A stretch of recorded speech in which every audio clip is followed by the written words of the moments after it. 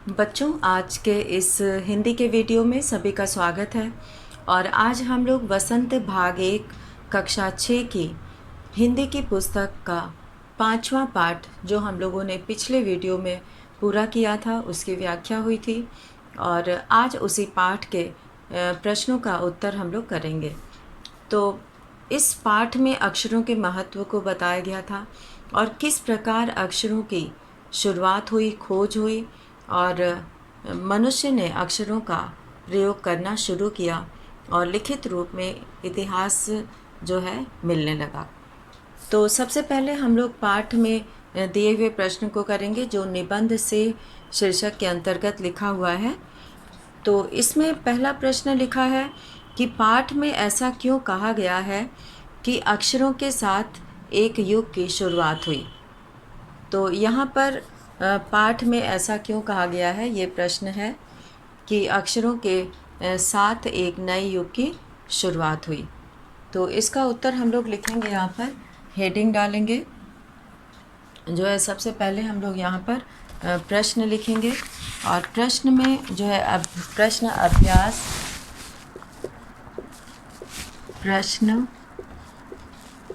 अभ्यास। और इसमें जो है सबसे पहले हम लोग निबंध से शीर्षक के अंतर्गत प्रश्न उत्तर हम लोग करेंगे। तो निबंध से, यहाँ पर हेडिंग डालना है निबंध से। अब इसका हम लोग जो है पहला प्रश्न करेंगे, उत्तर 1। यहाँ पर उत्तर 1 हम लोग लिखेंगे और इसमें जो है हम लोग को लिखना है सबसे पहले कि अक्षरों की खोज के साथ अक्षरों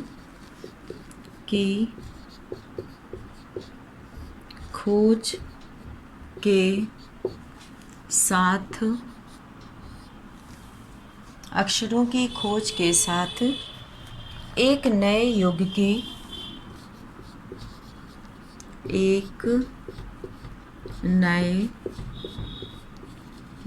की शुरुआत हुई।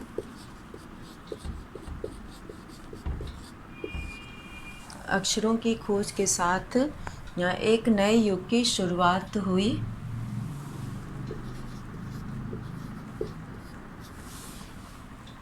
अब आदमी अपने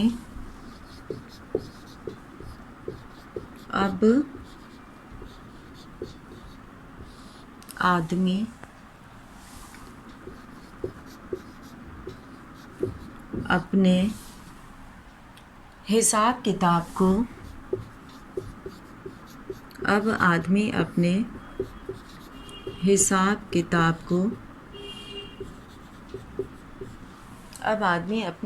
किताब को लिख कर रखने लगा।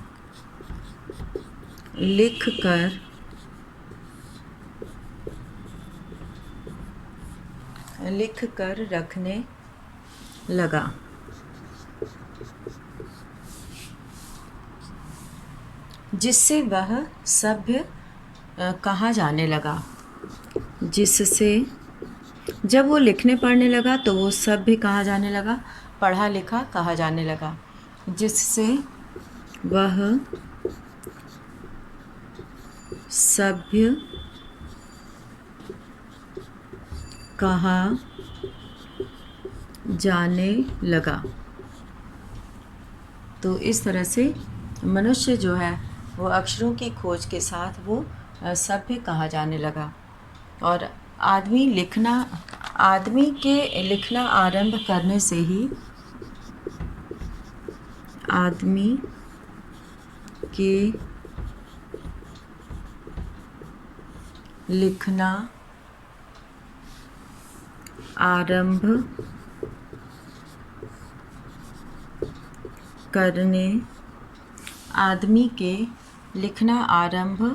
करने से ही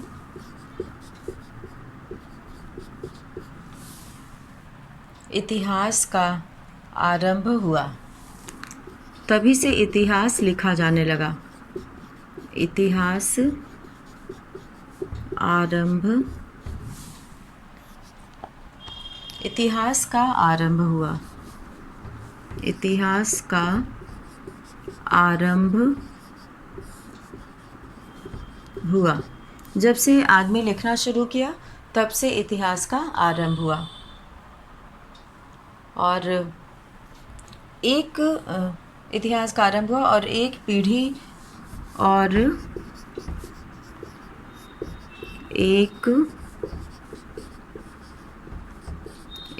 पीढ़ी और एक पीढ़ी से विचार और एक पीढ़ी से विचार दूसरी पीढ़ी तक पहुंचने लगे। और एक पीढ़ी से विचार दूसरी पीढ़ी तक, क्योंकि उस समय लिखना शुरू कर दिया था तो बहुत सारी चीज़ें जो है वो लिख के की जाती थी। तो विचार दूसरी पीढ़ी तक पहुंचने लगे। और एक पीढ़ी से विचार दूसरी पीढ़ी तक पहुंचने लगे।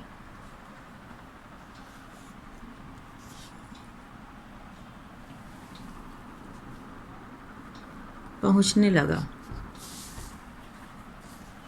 और अब यहाँ पर हम लोग दूसरा प्रश्न देखेंगे। दूसरे प्रश्न में दिया है कि अक्षरों की खोज का सिलसिला कब और कैसे शुरू हुआ, पाठ पढ़कर उत्तर लिखो। तो पाठ के आधार पर इसका उत्तर लिखना है। तो अक्षरों की खोज का सिलसिला, ये प्रश्न जो है सभी बच्चे पुस्तक से देखकर लिखेंगे। आप यहाँ पर उत्तर दूसरे प्रश्न का उत्तर यहाँ लिखा जा रहा है। तो अक्षरों की खोज का सिलसिला, अक्षरों की खोज का सिलसिला लगभग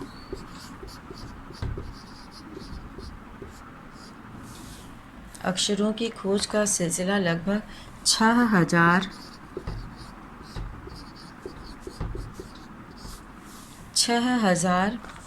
वर्ष पहले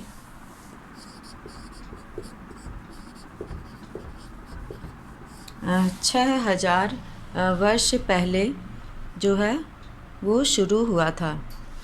तो अक्षरों की खोज का सिलसिला 6000 वर्ष पहले शुरू हुआ।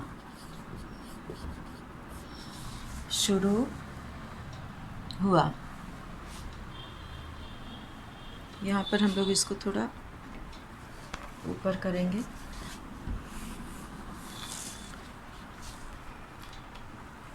छः हजार वर्ष पहले शुरू हुआ। इससे पहले व्यक्ति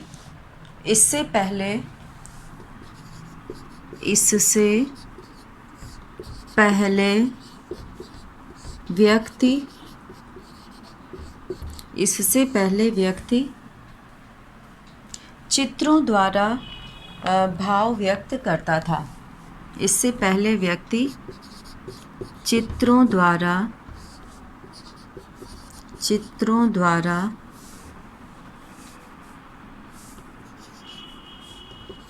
भाव व्यक्त करता था। बाद में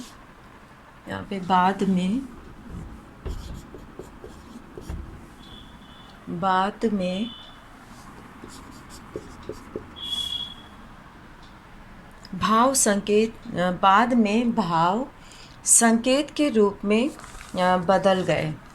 बाद में भाव संकेत के रूप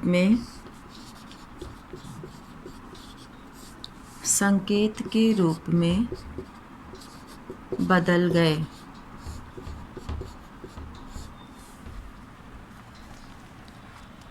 उसके बाद अक्षरों की खोज हुई। उसके बाद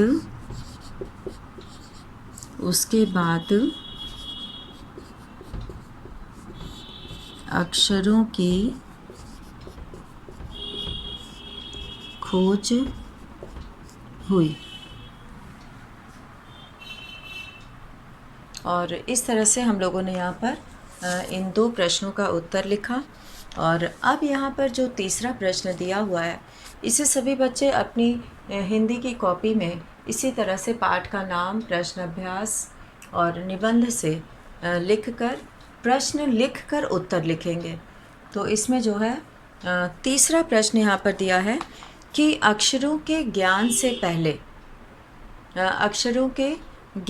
पहले मनुष्य अपनी बात को दूर दराज के इलाकों तक पहुंचाने के लिए किन किन माध्यमों का सहारा लेता था।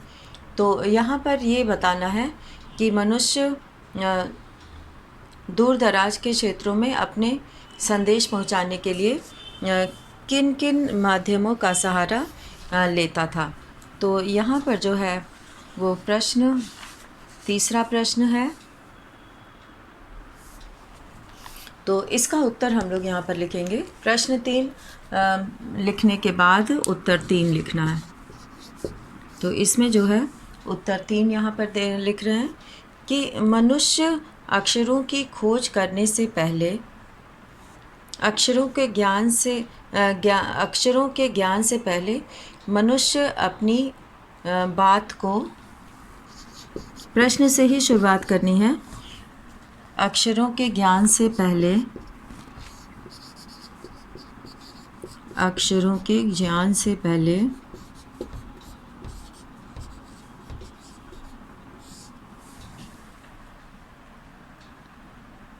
मनुष्य अपनी बात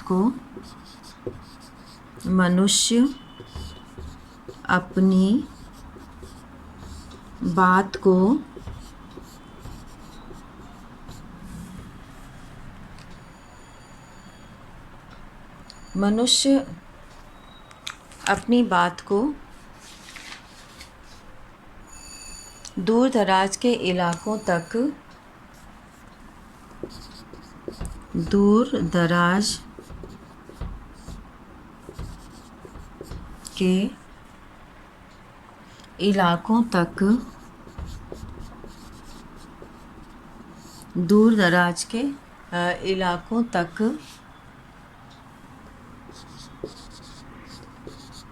पहुंचाने के लिए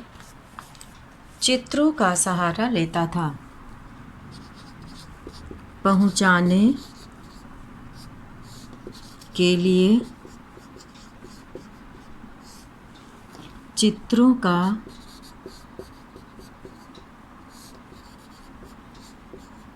सहारा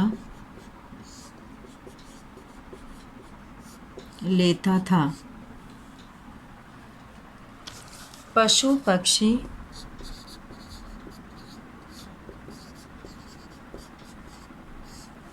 पक्षी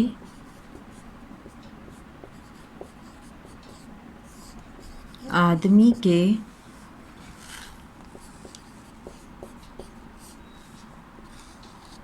पशु पक्षी और आदमी के चित्र बनाकर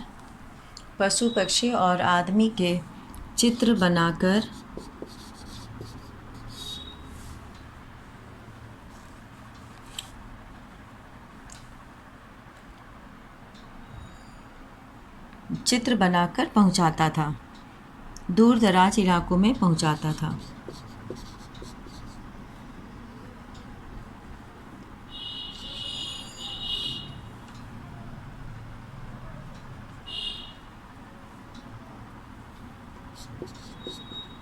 दूर दराज के इलाकों में पहुंचाता था।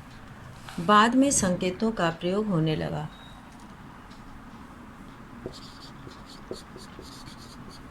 दूर दराज के इलाकों में पहुंचाता था।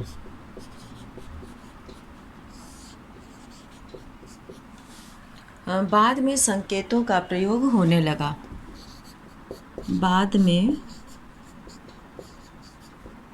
संकेतों का प्रयोग होने लगा। बाद में संकेतों का प्रयोग होने लगा।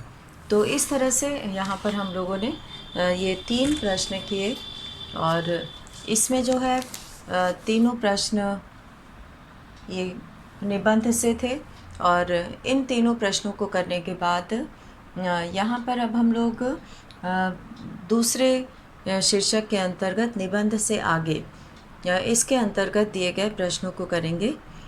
तो यहाँ पे हम लोग शुरू करते हैं दूसरा प्रश्न और इसमें जो है हम लोग यहाँ पर लिखेंगे। जो दूसरा प्रश्न दिया हुआ है उसमें दिया है कि निबंध से आगे के अंतर्गत कि अक्षरों के महत्व की तरह ध्वनि के महत्व के बारे में जितना जानते हो लिखो। तो यहाँ पर ध्वनि के महत्व के बारे में लिखना है। तो ये सभी बच्चे जानते हैं ध्वनि जो है, यहाँ पर हम लोग अब हेडिंग डालेंगे निबंध से आगे।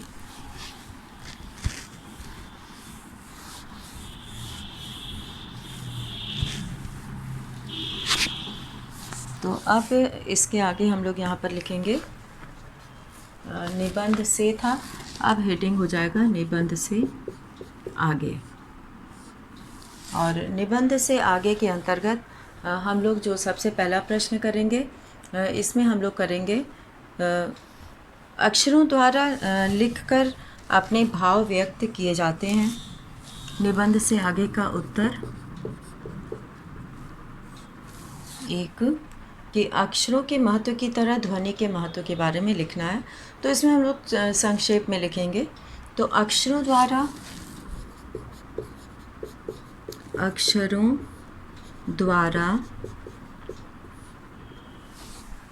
लिखकर अपने भाव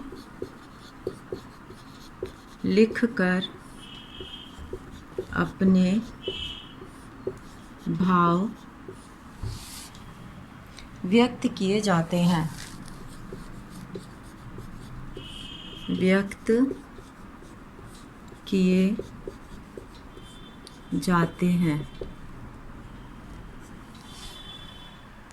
जबकि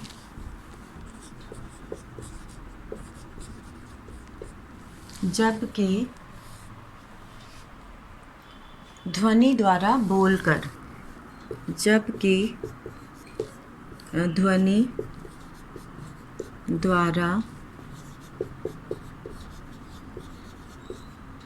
बोलकर तो अक्षरों के बिना लिखा नहीं जा सकता।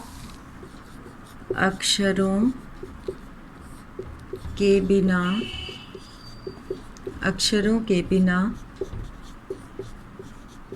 लिखा नहीं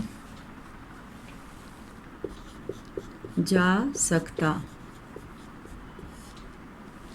अक्षरों के बिना लिखा नहीं जा सकता और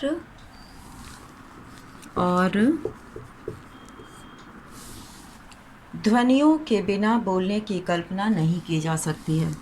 और ध्वनियों के बिना बोलने की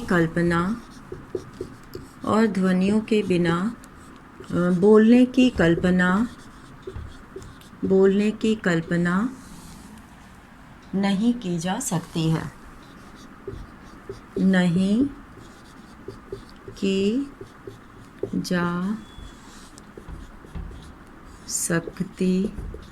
है। तो यहाँ पर अक्षरों द्वारा लिखकर हम अपने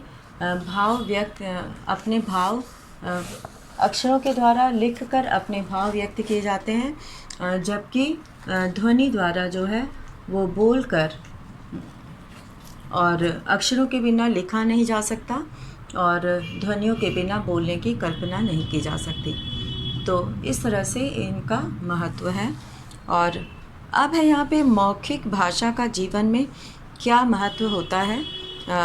तो इसमें जो है मौखिक भाषा के माध्यम से ही हम अपने मन की बात और अपने भाव विचार जो है वो बोलकर लिखते हैं। तो यहाँ पर जो है मौखिक भाषा का जीवन में अत्यधिक महत्व है और पहले मनुष्य बोलता है और फिर बाद में लिखना सीखता है। तो विचारों का आदान प्रदान मौखिक भाषा से ही संभव है। तो यहाँ पर जो दूसरा प्रश्न है कि मौखिक भाषा का क्या महत्व है, तो यहाँ पे हम लोग लिखेंगे कि मौखिक भाषा का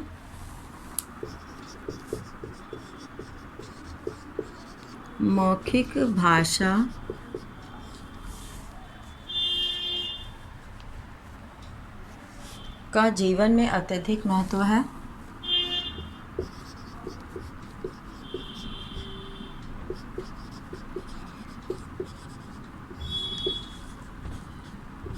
अत्यधिक महत्व है। विचारों का आदान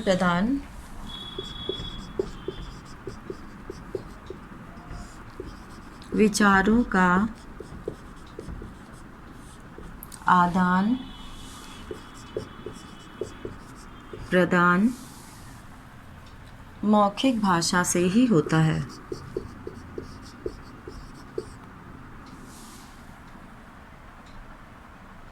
विचारों का आदान प्रदान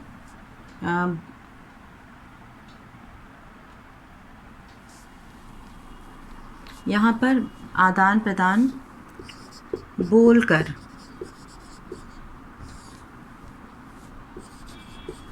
करने के लिए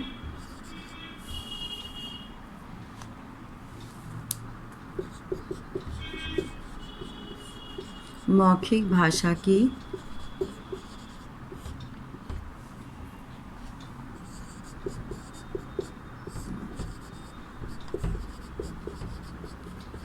बोलकर करने के लिए मौखिक भाषा का प्रयोग किया जाता है।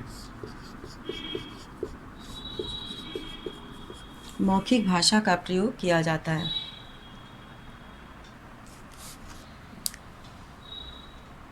तो इस तरह से मौखिक भाषा का बहुत महत्व है। कहानी सुनाने के लिए और कविता सुनाने के लिए इनका प्रयोग होता है। तो ये सारी चीज़ें जो है जब हम अपने भाव और विचार बोलकर प्रकट करना चाहते हैं तो हम मौखिक भाषा का प्रयोग करते हैं। और इसमें जो है हर वैज्ञानिक, अब ये तीसरा प्रश्न है यहाँ पर कि हर वैज्ञानिक बिना अक्षरों के, यहाँ पर प्रश्न है कि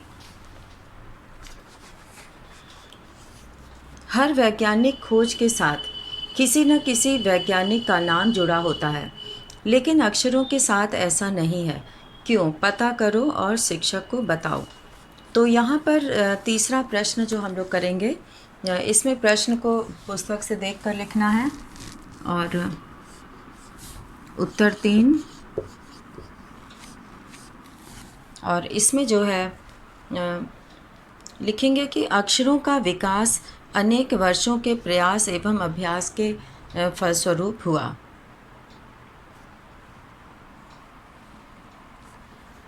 यहाँ पर हम लोग लिखेंगे कि अक्षरों का विकास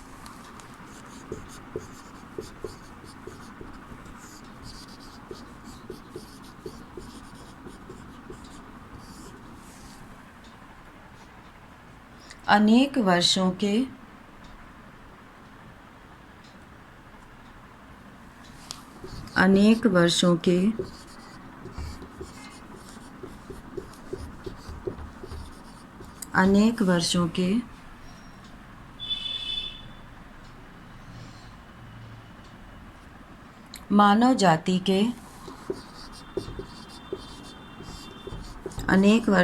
मानव जाति के सम्मिलित प्रयास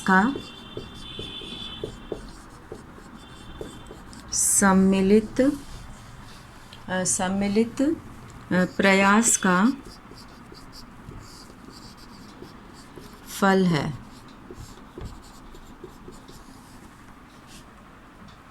इसका किसी एक व्यक्ति ने आविष्कार नहीं किया। इसका किसी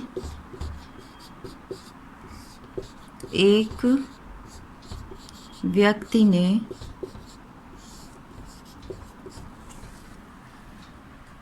आविष्कार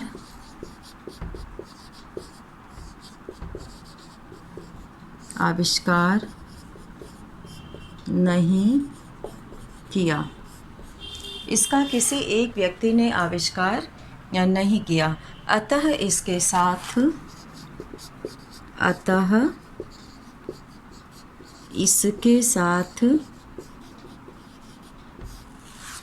इसके साथ किसी वैज्ञानिक का नाम नहीं जुड़ पाया। अतः इसके साथ किसी वैज्ञानिक का नाम नहीं जुड़ पाया।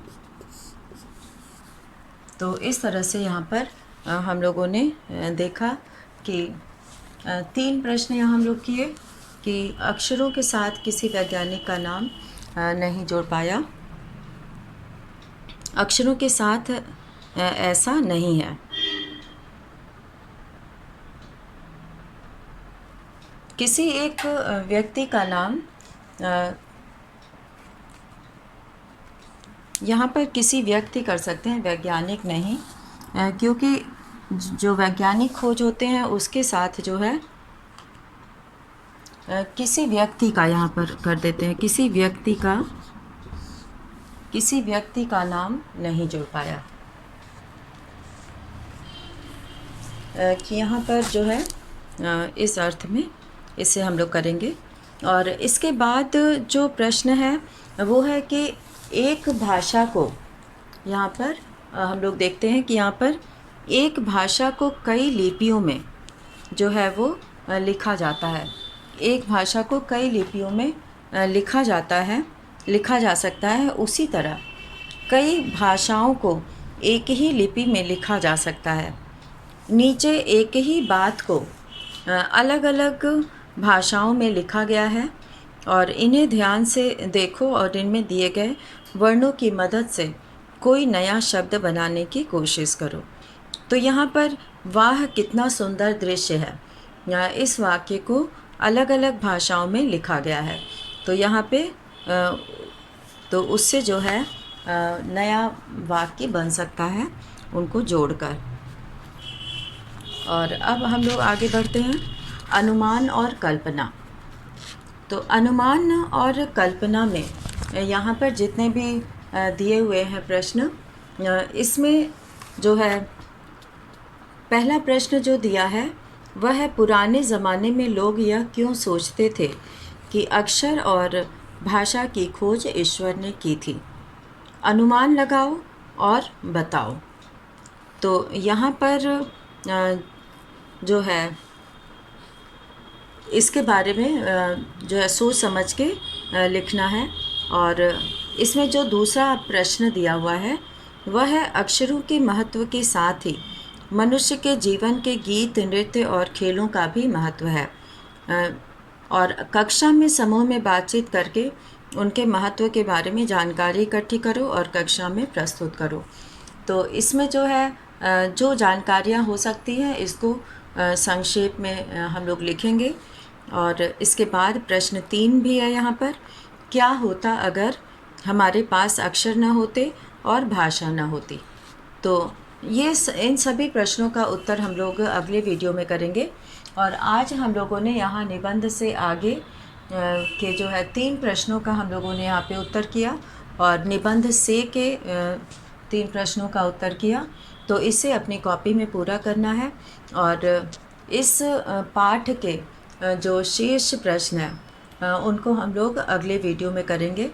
तो अभी जो यहाँ पर हम लोग निबंध से आगे का किए हैं, जिसमें से कि अक्षरों के महत्व के जैसा ही ध्वनि के महत्व को भी बताना है। तो इसमें जो है और भी बच्चे इसे अपने सरल भाषा में भी अपने तरह से भी इसे लिख सकते हैं और इसमें और भी चीज़ें जोड़ी जा सकती हैं और अक्षरों द्वारा लिखकर अपने भाव व्यक्त किए जाते हैं, जबकि ध्वनि द्वारा बोलकर। तो जब हमें लिखने का काम करना होता है तो हम अक्षरों का प्रयोग करते हैं और जब हमें बोलना होता है तो हम ध्वनियों का प्रयोग करते हैं। और अक्षरों के बिना लिखा नहीं जा सकता और ध्वनियों के बिना बोलने की कल्पना नहीं की जा सकती। और इसी तरह से मौखिक भाषा का महत्व इसमें और भी बच्चे लिख सकते हैं। इसे अपने से इसमें जो है अपने शब्दों में भी उत्तर लिख सकते हैं। तो ये सभी प्रश्न जो है वो जिस तरह से किसी खोज में वैज्ञानिक का नाम होता है जो उस चीज़ को खोजता है, वैसे ही जो है अक्षरों के साथ क्यों नहीं हुआ, तो क्योंकि ये किसी एक व्यक्ति विशेष की खोज नहीं है, इसीलिए। तो बच्चों, आज का ये वीडियो यहीं समाप्त करते हैं। धन्यवाद।